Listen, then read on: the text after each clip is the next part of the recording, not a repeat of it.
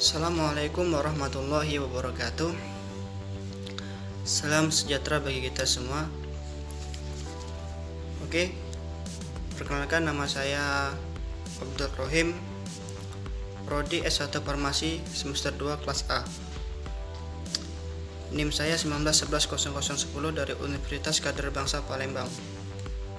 Baiklah, saya di sini akan menjelaskan atau menatarkan tentang pelajaran farmasi fisik dengan tema oral suspensi. Apa oral suspensi itu dan apa kegunaannya? Untuk mengetahui lebih lanjut, mari kita simak videonya. Pengertian suspensi menurut Farmakopedia Indonesia edisi ketiga, suspensi adalah suatu bentuk sediaan yang mengandung bahan obat padat dalam bentuk halus dan tidak larut, terdispersi dalam cairan pembawa.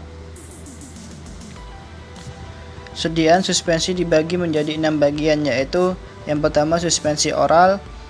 Suspensi oral adalah sediaan cair mengandung partikel padat yang terdispersi dalam pembawa cair dengan bahan pengaroma yang sesuai dan ditunjukkan untuk penggunaan oral. Beberapa suspensi dapat langsung digunakan, sedangkan yang lain berupa campuran padat yang harus dikonstitusikan terlebih dahulu dengan pembawa yang sesuai sebelum digunakan. Yang kedua, suspensi topikal. Suspensi topikal adalah sediaan cair mengandung partikel padat yang terdispersi dalam pembawa cair yang ditunjukkan untuk penggunaan pada kulit. Yang ketiga, suspensi tetes telinga. Suspensi tetes telinga adalah sediaan cair mengandung partikel-partikel halus yang ditunjukkan untuk diteteskan telinga sebagai luar ke telinga bagian luar. Dan nomor 4, suspensi optalmik. Suspensi optalmik adalah sediaan cair steril yang mengandung partikel-partikel yang terdispersi dalam cairan pembawa untuk pemakaian pada mata. Syarat-syarat suspensi optalmik: 1. Obat dalam suspensi harus dalam bentuk trimikranisasi agar tidak menimbulkan iritasi dan atau goresan pada kornea. Kedua, suspensi obat mata tidak boleh digunakan bila terjadi massa yang mengeras atau penggumpalan. Yang kelima, suspensi untuk injeksi adalah sediaan berupa suspensi serbuk dalam medium cair yang sesuai dan tidak disuntikkan secara intravena atau ke dalam larutan spinal. Yang keenam, suspensi untuk injeksi terkonstitusi adalah sediaan kering dengan bahan pembawa yang sesuai untuk membentuk larutan yang memenuhi semua persyaratan untuk suspensi steril setelah penambahan bahan yang sesuai.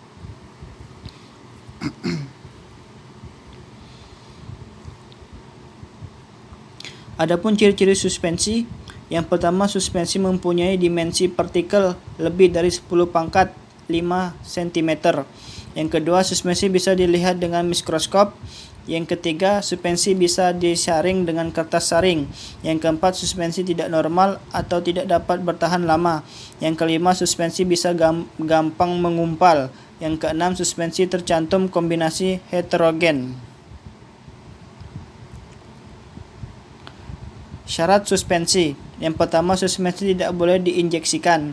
Yang kedua, suspensi yang dinyatakan untuk digunakan dengan cara tertentu harus mengandung zat antimikroba. Yang ketiga, suspensi harus dikocok sebelum digunakan. Yang keempat, jika dikocok harus segera terdispersi. Yang kelima, suspensi harus disimpan dalam wadah tertutup rapat. Yang keenam, zat terdispersi harus halus dan tidak boleh menggendap. Yang ketujuh, dapat mengandung zat tambahan untuk menjamin stabilitas suspensi. Yang kedelapan, kekentalan suspensi tidak boleh terlalu tinggi agar sediaan mudah dikocok dan dituangkan. Faktor suspensi. Beberapa faktor yang mempengaruhi stabilitas suspensi ialah: yang pertama, ukuran partikel. Ukuran partikel erat hubungannya dengan luas penampakan partikel tersebut, serta daya tekan ke atas dari cairan suspensi itu. Hubungannya antara ukuran partikel merupakan perbandingan terbalik dengan luas penampangnya. Sedangkan antara luas penampang dengan daya tekan ke atas merupakan hubungan linear, artinya semakin besar ukuran partikel semakin kecil luas penampangnya. atau dalam volumenya yang sama, sedangkan semakin besar luas penampang partikel, daya tekan ke atas cairan akan semakin memperlambat. Gerakan tersebut dapat dilakukan dengan memperkecil ukuran partikelnya.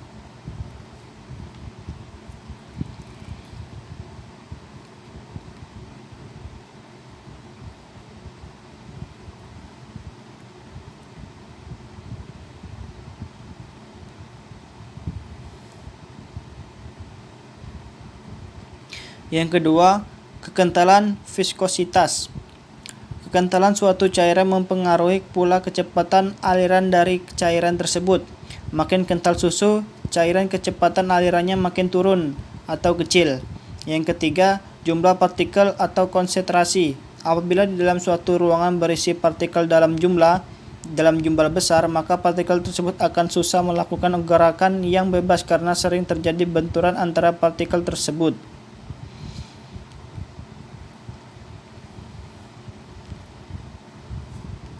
Yang keempat, sifat atau muatan partikel.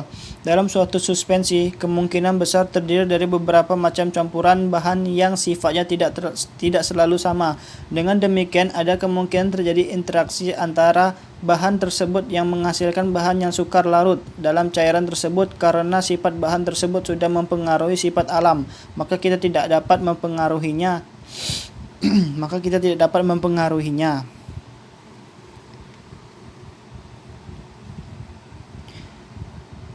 Bahan pensuspensi dari alam. Bahan pensuspensi dari alam dari jenis gom sering disebut gom atau hidrokolait. Gom dapat larut, mengembang, atau mengikat air sehingga campuran tersebut membentuk mucilago atau landir. Dengan terbentuknya mucilago, maka viskositas cairan tersebut bertambah dan akan menambahkan stabilitas suspensi. Kekentalan mucilago sangat dipengaruhi oleh panas atau pH dan fermentasi bakterinya.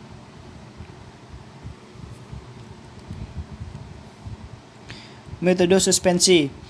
1. Metode dispersi. Dengan cara menambahkan serbuk bahan obat ke dalam mucilago yang telah terbentuk kemudian baru diencerkan. Perlu diketahui bahwa kadang-kadang terjadi kesukaran pada saat mendeskripsi serbuk dalam Vicele tersebut.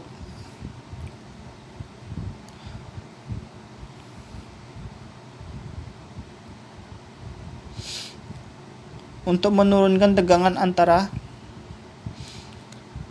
zat yang hendak dideskripsikan, dilarutkan dahulu dalam pelarutan organik yang hendak dicampur dengan air. Setelah larut dalam pelarut organik, diencerkan dengan larutan pensuspensi dalam air.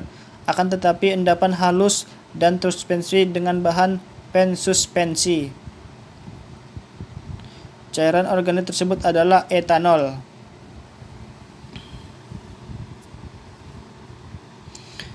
Adapun kerugian suspensi, yang pertama, rasa obat dalam larutan lebih jelas. Yang kedua, tidak praktis bila dibandingkan dalam bentuk sediaan lain, misalnya pulveris, tablet, dan kapsul. Rantasan terhadap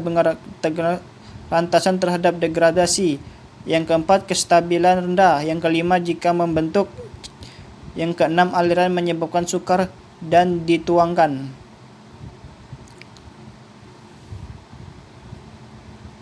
Yang ketujuh, ketepatan dosis lebih rendah.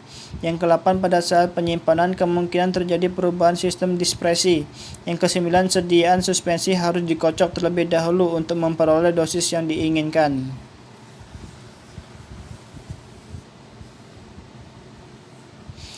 Adapun keuntungan suspensi. Yang pertama, bahan obat tidak larut dapat bekerja sebagai depo. Yang kedua, beberapa bahan obat tidak stabil jika tersedia dalam bentuk larutan. Yang ketiga, obat dalam sediaan suspensi rasanya lebih enak. Yang keempat, baik digunakan untuk pasien yang sukar menerima tablet. Yang kelima, homogenitas tinggi. Yang keenam, lebih mudah diabsorpsi daripada tablet. Yang ketujuh, dapat menutupi rasa tidak enak atau pahit.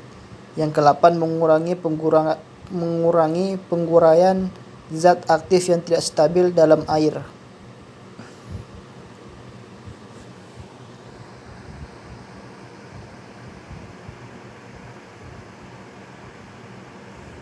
Yang terakhir, kesimpulan, suspensi terdiri dari dua fase.